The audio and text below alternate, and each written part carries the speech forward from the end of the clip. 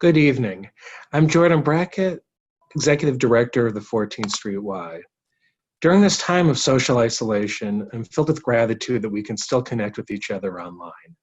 So welcome to the virtual 14th Street Y, where we have many online programs ranging from fitness to adult ed to after school to early childhood programming. Tonight, we are pairing with our Downtown Jewish Life partners to commemorate Yom HaShoah. Downtown Jewish Life is a network of 30 downtown Jewish religious institutions and nonprofits. Together, we provide programming, outreach, and community opportunities. And there's no better time for the community to come together than right now. Thank you so much for joining us tonight.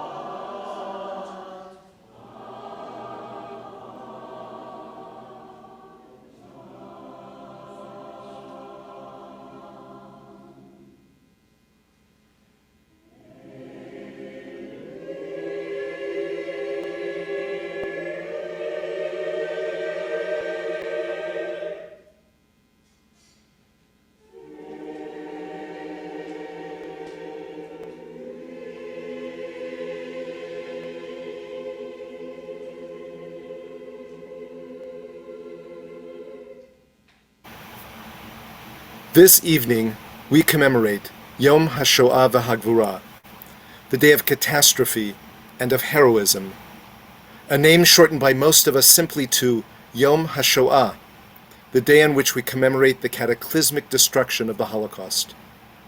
It is telling that the Knesset included the word Gvura when they established this Memorial Day in 1951 and chose the 27th day of Nisan, a day corresponding to the Warsaw Ghetto Uprising. It was a conscious choice to remember not only the horrifying details of Hitler's ruthless destruction of the Jewish people and of others. It was and continues to be equally important to recall the heroism in the face of the terror and murder rained down upon our people by the Nazis. Tonight, Downtown Jewish Life gathers once again, albeit virtually and in some cases pre-recorded, to remember those who were slaughtered and to honor those who resisted. And it need not have been armed resistance. Resistance was to be found in the dignity and the humanity of individuals facing the unimaginable horror of the Shoah. Tonight we remember, with music and with prayer, with poetry and with testimony, the testimony of those who survived and are still with us to tell their tale, and by remembering the words left behind by those who were senselessly murdered.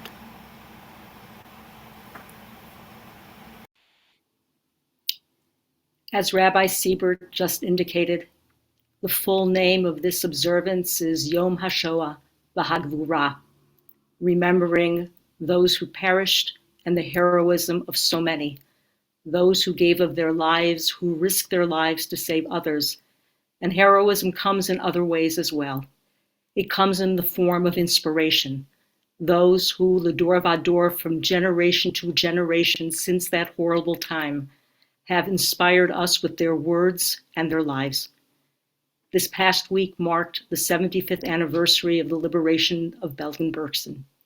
And in that memory, we recall the life of Anne Frank, who perished there with so many others. And so tonight to read two of her readings that I hope can provide inspiration for us. Riches, prestige, everything can be lost, but the happiness in your heart can only be dimmed. It will always be there as long as you live to make you happy again. Whenever you're feeling lonely or sad, try going to the loft on a clear day and look outside, not at the houses or at the rooftops, but at the sky. As long as you can look fearlessly at the sky, you'll know that you're pure within and will find happiness once more. And these words speak to us this day as well, as so many of us are uncertain of the future. It's difficult in times like these. Ideals, dreams, and cherished hopes rise within us, only to be crushed by grim reality. It's a wonder I haven't abandoned all of my ideals. They seem so absurd and impractical. Yet I cling to them because I still believe, in spite of everything, people are truly good at heart.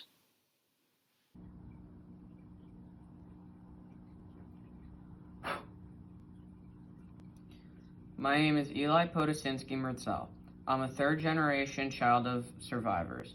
I'm lighting this candle to remember the 73 members of my grandfather's family from the Polish towns of Będzin and Sosnowiec, who were all killed in Auschwitz in August of 1943.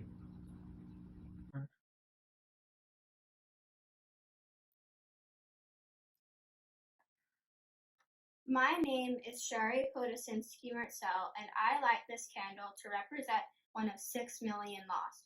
I light this candle in memory of my great-aunt Tessel Podosinsky, who was born in Będzin, Poland in 1936 and died in Auschwitz concentration camp when she was 7 years old.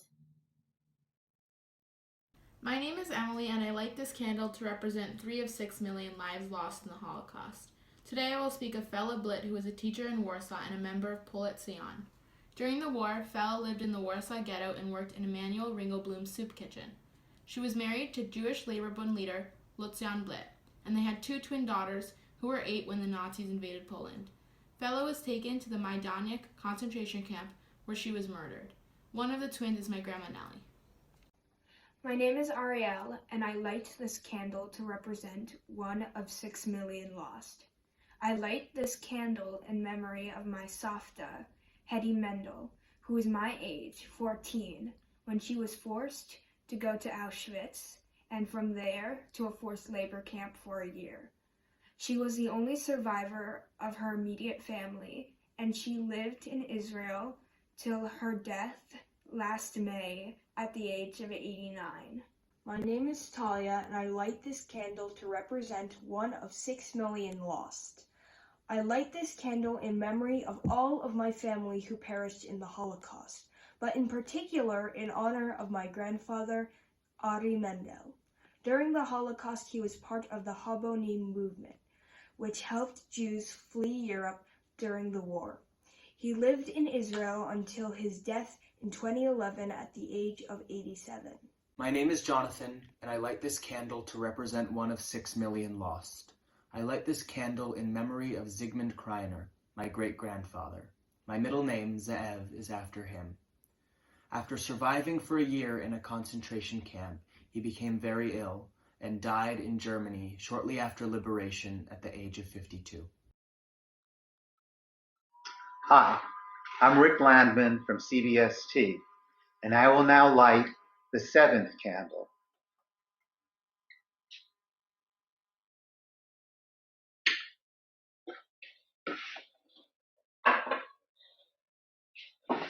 I lit this candle for all of the other victims of the Nazi era, for the homosexuals, the disabled, the communists, the Jehovah's Witnesses, the asocials, and the Roma and the Sinti, who were considered to be unimportant in the Nazi ideology, and people really didn't care what happened to them and if they died. So no one is here to be able to think of them and say a prayer for them, and that's why we light the 7th candle. I also want to show you the Jude, my mother's father, Martin, brought this to America in 1946. And on his deathbed, he wrote that it should be given to me. So I have brought this with me to every Yom HaShoah and Kristallnacht program at CBST since the early 1990s. My mother's side of the family was able to get out and come to America as refugees in 1939. But my father's side of the family, only my grandpa Joseph, who was released from Dachau after Kristallnacht because America gave him a visa to come to America under the quota program. He then was able to get my father out of Dachau, who was 18, to live as an unaccompanied teenager by himself in London, until November of 39. He then got his wife and 2 daughters to America in the summer of 39. So in a way, I was very lucky. The nuclear family survived. But my great-grandparents, Sophie and Gershon Landmann, they died in Theresienstadt. And their children, except for Joseph, also died in the camps, along with their spouses and their children, in Auschwitz, Theresienstadt, and Riga. A few of the children did get out on the Kinder transport, and only one, Ruth, survives today. So, lighting this 7th candle and thinking about the other victims and thinking about my family, I realized how hard it was for those people struggling to either become refugees or to survive. And I think of all of them tonight on Yom HaShoah.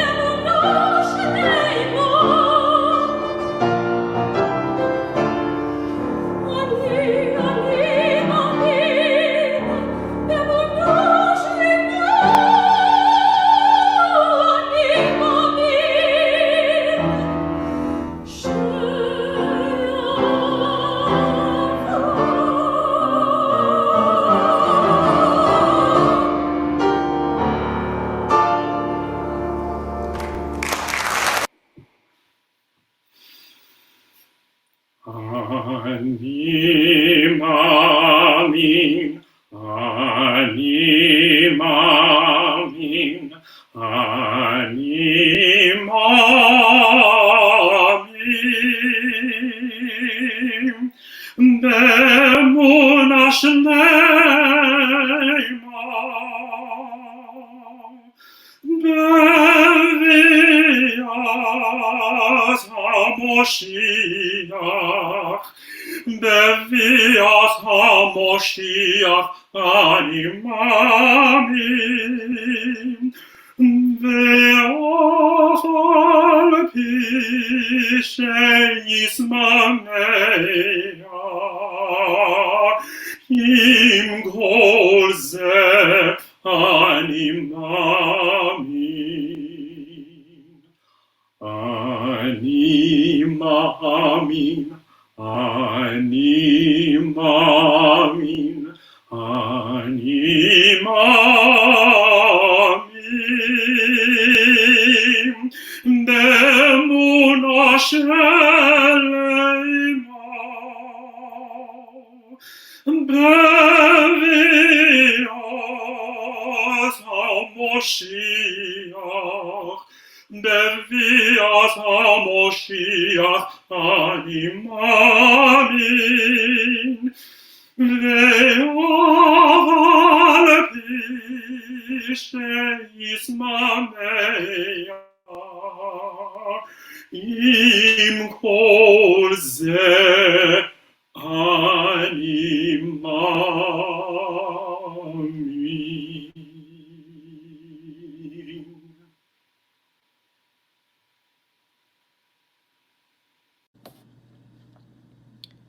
Shalom. Thank you so much for inviting me to participate in this program. It's a real privilege to introduce all those who are joined with us this evening to a truly remarkable couple, Joseph and Olga Garay. The Garays are pillars of our community, Congregation Adereth El on East 29th Street here in Manhattan. Like so many, Olga and Joe had an incredible story of how they survived the Holocaust. This is beautifully documented in Joe's memoir entitled My Journey Home.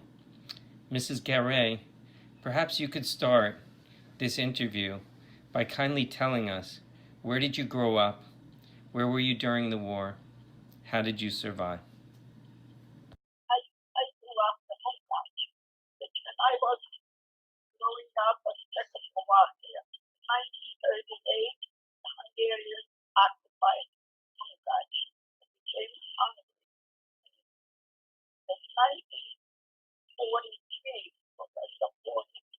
the Germans took over Hungary. So it wasn't under the Germans. We had to wear the yellow star, and we got us curfew. We couldn't go out from the house. We had to stay in the house. And for a few months, we stayed in our own home till they decided to have a ghetto. And everybody had to move into the ghetto, which was the Jewish quarters. So everybody who didn't live in the Jewish quarters had to move there and share the apartments with all the people that lived there. We were like 3 families in one apartment. We were there for at least, months over Passover yet. And after Passover, they took us to the brick factory. We had to march to the brick factory. And the brick factory, and we were marching, but the Hungarians became very rough. They helped along with the Germans. They were beating. My father had a beard, and they were beating him so because he didn't cut his beard. Finally, we arrived to the brick factory, which was nothing, was no apartment or a room. It's like a little storage. And we stayed in the storage till the transport, the cattle cars came, and they shipped us away. But we didn't know where. They said they're sending us to work, to help other people out. So we believed it. And that's how they sent us, my whole family, my sisters, my grandfather. We all went there. We went and they loaded us into a cattle car, and we were traveling day and night. That cattle car was nothing. They could put it 2 or 3 pairs if you had to go to the bathroom. But day and night it was traveling. There were no windows, the little windows like on the cabin cages. And my mother always said they couldn't kill us. They used to kill us. And I said to my mother, no, don't worry. And we arrived a few days later. The dawn was still dark. The doors open, and there were SS and some fellows, the uniforms. I didn't know them. You know, those are the uniforms from the concentration camp. And my mother said, you see, I told you. And I said to Mom, no, look at these fellows are alive. They wouldn't do us nothing. And then we got off the train. They said, left, right. I gave my mother a kiss. I never saw her after that. Not my sisters, not my father, nobody. So me and one of my sisters, we were together. And before you looked around, they took us into a big barn. They shaved our hair off. We had to undress ourselves. And they gave us some kind of a dress. And then they took us to a block.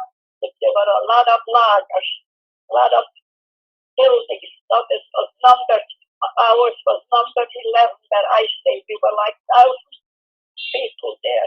But three cages. We had the top cage, and there we was sleeping, resting, head and toe. 12 people in one of those cages.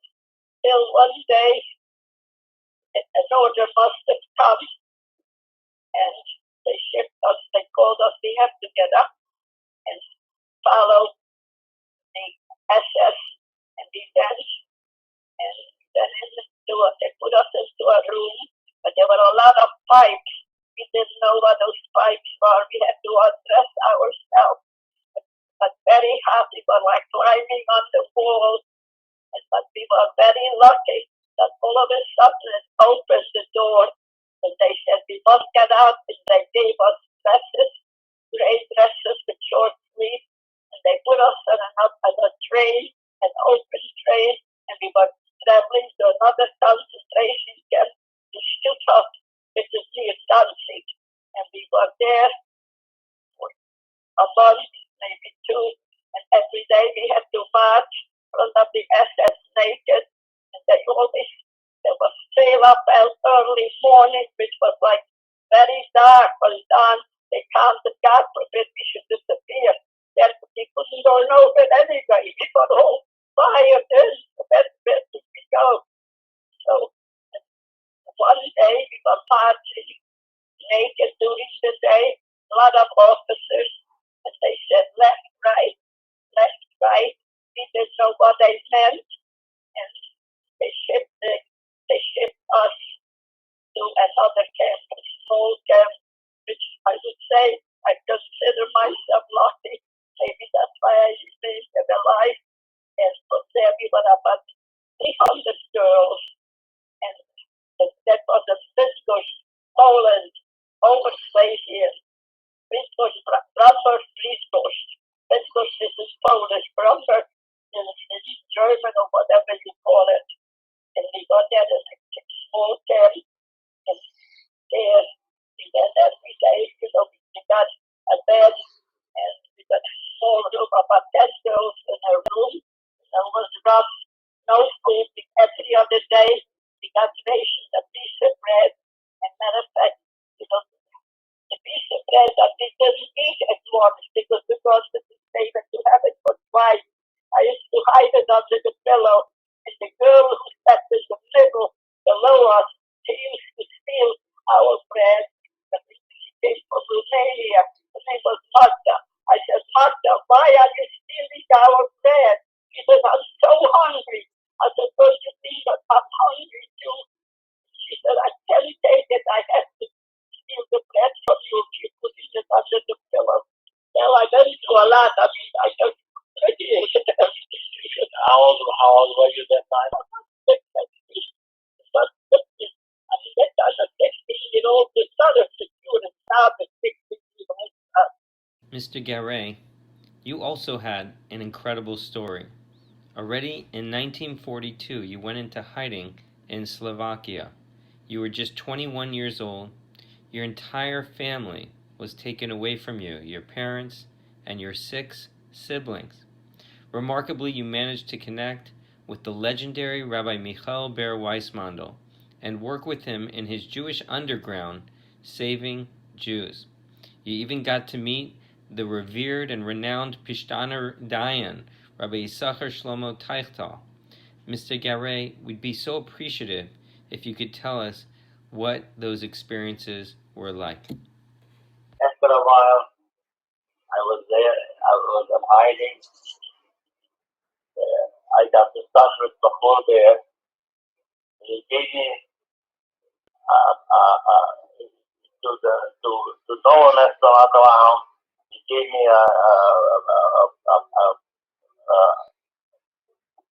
not a test, but I did vacation card. So with that application card, I was able to move around.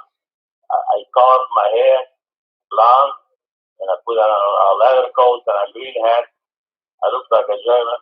I went to Bratislava. Every boy he has something to do, and the D is going to, you wait for the general, you go to him and tell him that you want to have you want to have a vest, you want to have a car, you have a diplomatic license, and a chauffeur, a Holocaust chauffeur. Just throw the ass or kill me, throw the ass. So I originally told he had the full bear ordered. I had to go. Then I told the story for the general. He was very nice.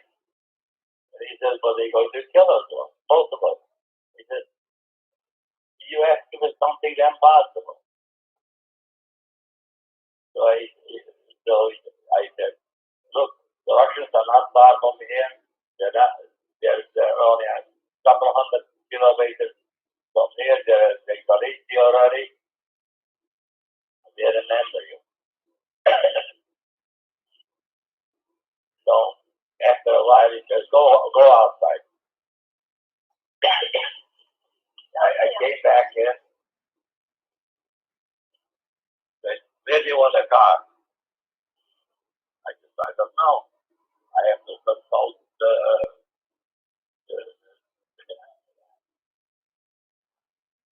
so I before there, I have to consult them before there. I went before there.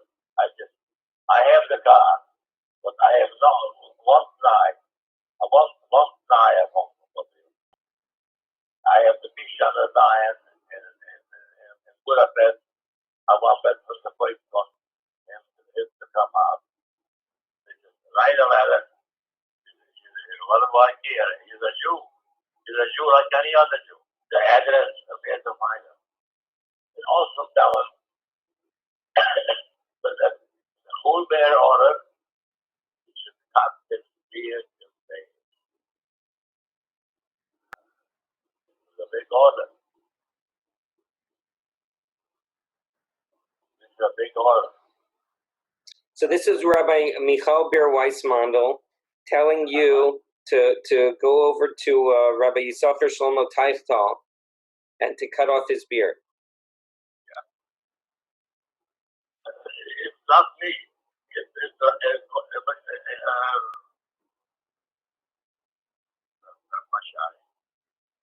full bear. The full bear order. In a couple of days, I saw Bratislava picked up his hand. He blessed me.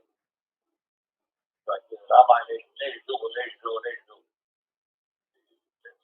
The Goyim are insane. Who's insane?"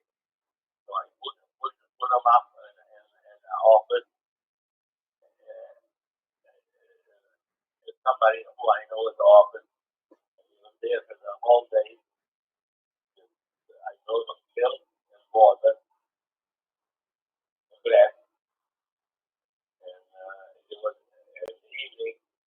I transferred them to a house in Bratislava, outside from Bratislava. It just happened with the daughter, and after a couple of weeks, daughter went shopping in the market, and somebody followed her. Somebody recognized her. They turned it in, they followed her, they turned it in, and the whole spoke touchdown, they transferred it to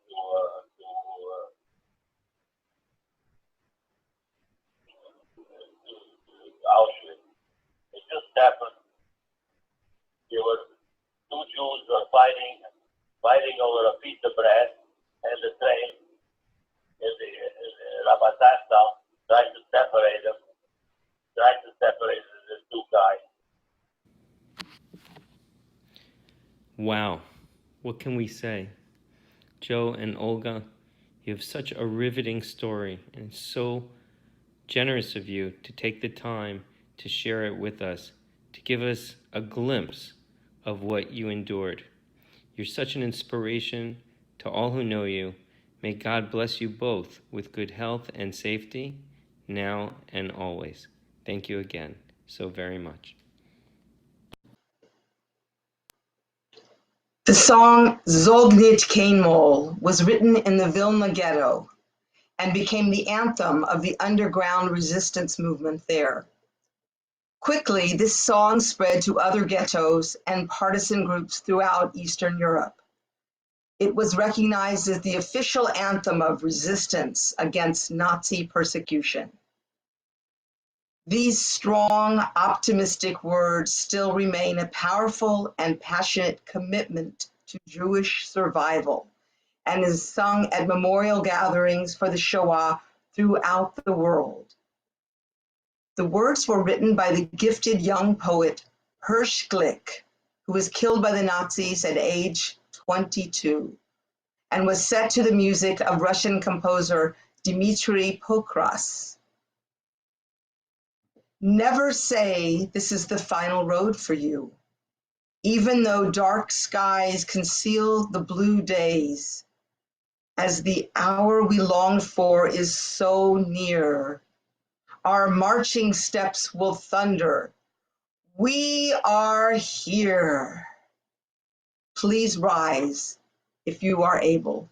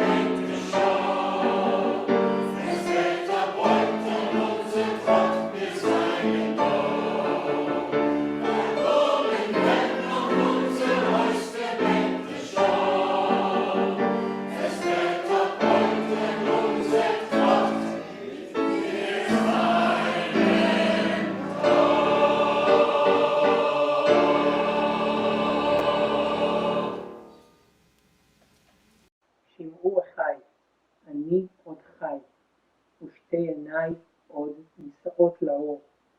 רבים חוכי, אך גם פרחי, ולפני שנים רבות מספור. אני שואל ומתפלל, טוב שלא אבדה עוד התקווה. עובר מזמור מדור לדור, כמעיין מאז ועד עולם. אני שואל ומתפלל, טוב שלא אבדה עוד התקווה. חי, חי, חי, כן, אני עוד חי. זה השיר שסבא שר אתמול לאבא, והיום אני. הומים ימיי, אפרוס ידיי, לידידיי אשר מעבר ים. אני שואל ומתפלל, טוב שלא אבדה עוד התקווה. חי, חי, חי, כן, אני עוד חי. זה השיר שאבא שר אתמול לסבא, והיום אני. Listen, my brothers, I am still alive, and both my eyes are still drawn to the light. A lot of thorny grass, but flowers too, and countless years are ahead of me. I ask and I pray, and I am glad the hope is not yet lost. The chant passes on like an eternal fountain.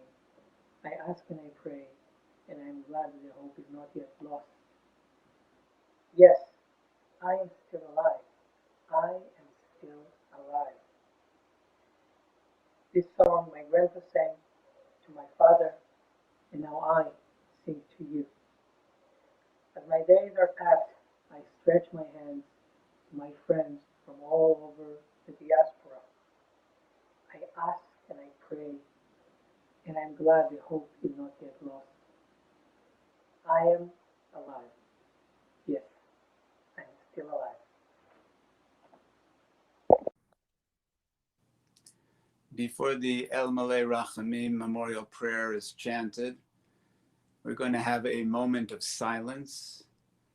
It is in this moment that you may choose to use the chat feature and write the name of a beloved family member, relative who perished in the years of the Holocaust as we remember them at this sacred hour.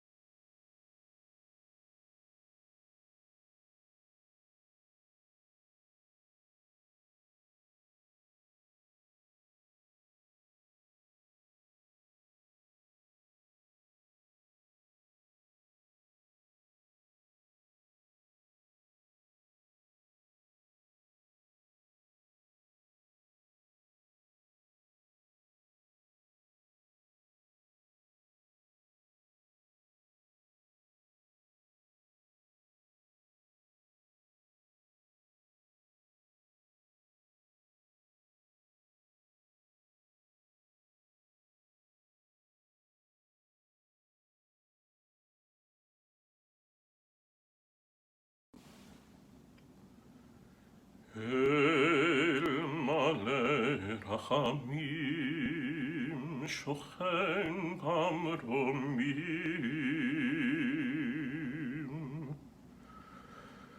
המצא מנוחה נכונה תחת כנפי השכינה במעלות קדושים וטהורים כזוהר כי המזהירים לנשמות כל אחינו בני ישראל שנטבחו בשואה אנשים, נשים וטף שנחנקו ושנשרפו ושנהרגו שמסרו את נפשם על קידוש השם בגן עדן תהי מנוחתם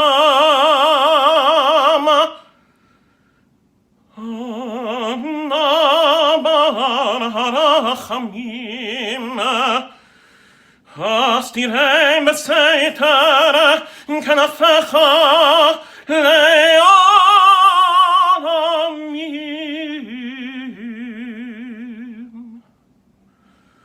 וצרור ביטוח חיים נשמותיהם אדוני הוא נחלתם וינוחו ושלום על משכבותיהם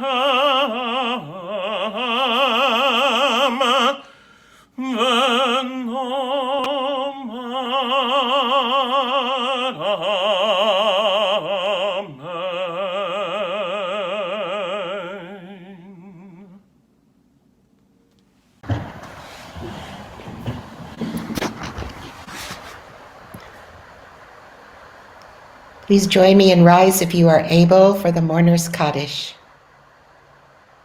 Yitgadal v'yitkadash shemei Rabbah, be'alma divra chirutei v'yamlich malchutei, b'chayechon uvyomechon, uv'chaye dechol beit Yisrael, ba'agala v'zman kari v'yimeru, Amen. Yehei shmei Rabbah mevorach, le'olam olmei olmaya. Yitbarach v'yishtabach v'yitpa'ar v'yitromam v'yitnaseh v'yithadar v'yithaleh v'yithalal shemei dekudsha b'rechu le'ela min kol birchata v'shirata tush b'chata v'nechemata da'amiram v'yalma v'yimeru Amen. Yehei shlama rabba min shemaya v'chayim aleinu v'al kol Yisrael v'yimeru Amen. Ose shalom bimromav, hu ya'aseh shalom, aleinu ve'al kol Yisrael, ve'al kol yoshvei tevel, v'yimeru Amen.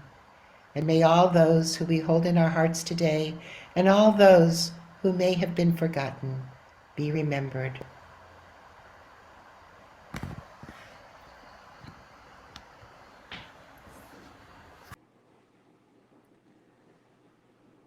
Ose shalom imromav,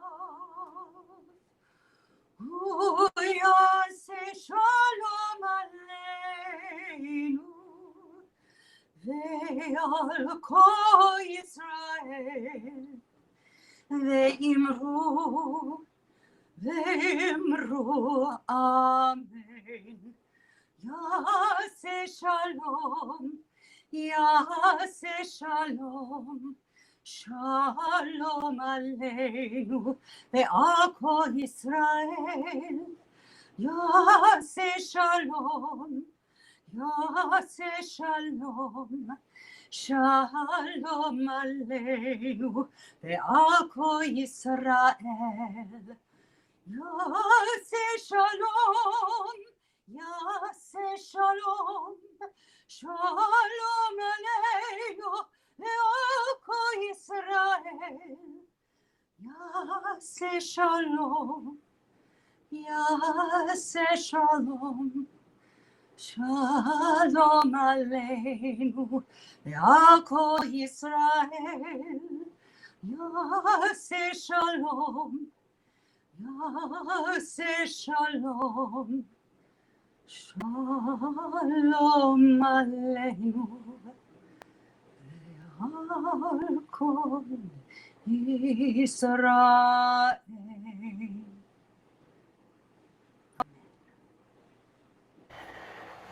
Folks, we're going to begin our descent in this moment, bringing to a close a beautiful night and a beautiful opportunity to bear witness, but also an opportunity to have a moment of healing for those who need it, for those who want it, to send out and Can't think of a better setting for this than Rabbi Shir Yaakov Feinstein Feit's Broken with ancient text.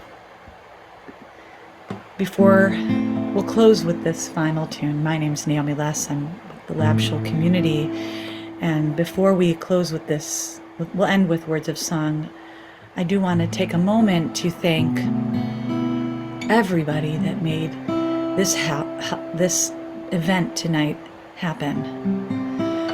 All of the partners that you saw here tonight who joined together, the 14th Street Y for their leadership, both in the foreground and in the background. The Brotherhood Synagogue Educational Alliance, Congregation Adereth El, Congregation Bet Simchat Torah, the Israeli Arts Project, my own community, Lab Shul, the Shul of New York, Town and Village Synagogue, and the Village Temple.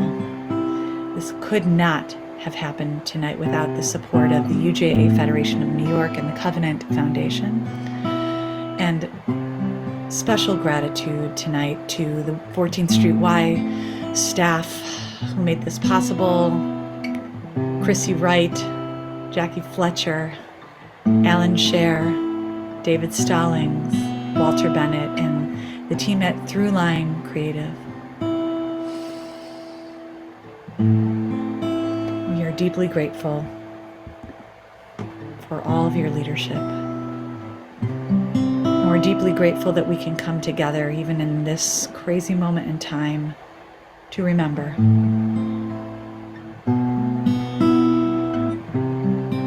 And to heal. הרופא לשבורי לב ומחבש לעצבותיו מונה מספר לכוכבים לכולם שמות יקרא healer of the broken-hearted, binder of our wounds, counter of uncountable stars. You know who we are.